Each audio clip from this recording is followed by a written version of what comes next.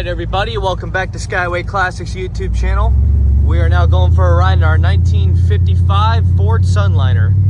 This wonderful Ford we have here at Skyway Classics features a red and white two-tone paint job, matching the interior with a red and white. As you can see, we have the wonderful bench seat. It's so relaxing. You got the old-fashioned steering wheel, old-fashioned cluster.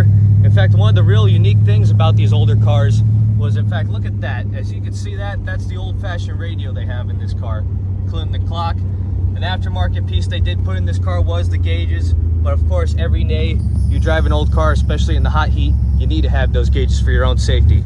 But other than that, going up the road, very smooth, very powerful.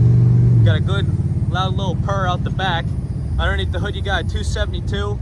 As you can see, they tried to keep that stock too with the old-fashioned valve covers, old-fashioned air cleaner. And in fact, now we can give you a little bit of a brake test.